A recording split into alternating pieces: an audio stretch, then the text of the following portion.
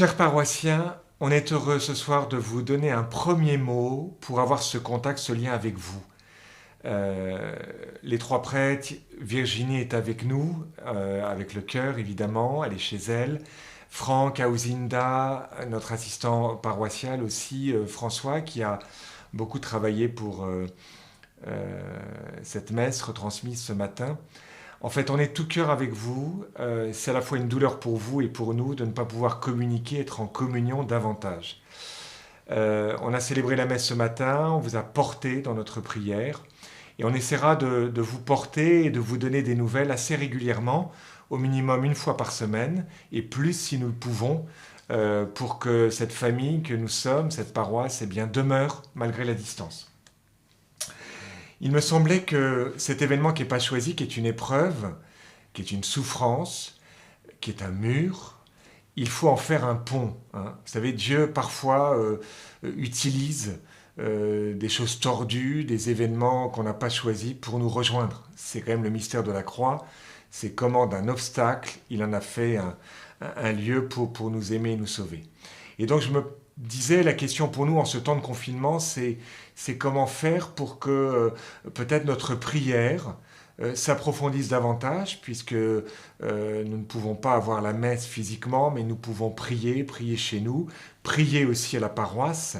Hein. Nous sommes temple de l'Esprit Saint par notre corps, nous sommes baptisés, et c'est peut-être une occasion davantage de retrouver cette prière toute simple, cette prière du cœur, cette prière des moines, cette prière de la cellule, de la chambre, où Dieu est présent. Les activités vont continuer, mais différemment. Je vais laisser la parole à Antonio, hein, qui nous donne quelques flashs pour... voilà. Nous vivons des temps de privation, temps de séparation, mais sachez bien que le Seigneur est toujours près de nous. Nous avons l'adoration depuis 8h30 du matin jusqu'à 19h.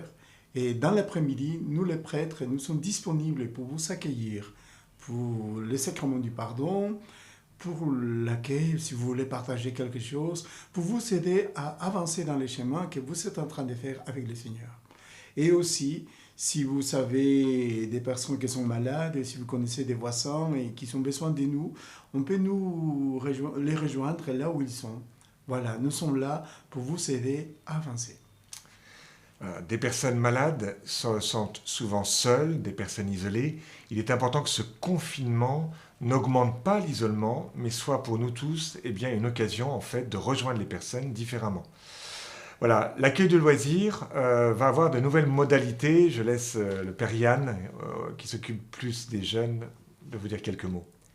Voilà, donc l'église reste ouverte. L'église reste ouverte aussi pour les jeunes. Donc, comme l'a dit le Père Paul, il y a déjà un accueil de loisirs le mercredi qui peut continuer pour les plus jeunes toute la journée. Et grâce au travail de Virginie aussi, une aide aux devoirs a pu être mise en place le mardi, jeudi et vendredi entre 16h30 de 16h30 à 19h. C'est étendu donc à d'autres jours de la semaine, mais aussi pour les plus grands, ceux qui sont concernés par le catéchisme ou les aumôneries. Voilà, chacun est le bienvenu pour pouvoir travailler dans un lieu accueillant, pour pouvoir aussi nous rencontrer, voilà, s'il y avait besoin ou l'envie. Le mot qu'on vous donne pour ce temps de confinement, c'est soyez proactifs. Soyez proactifs, c'est-à-dire n'hésitez pas à venir vers nous en nous disant vos besoins. Voilà.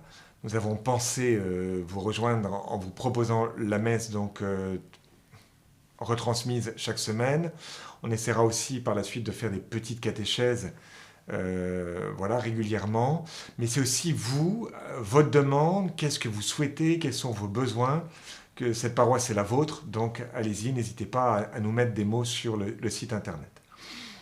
Il y avait aussi le Faubourg des Couples, cette activité qu'on voulait démarrer plus tôt, puis on a attendu, on s'est dit le confinement on va en sortir.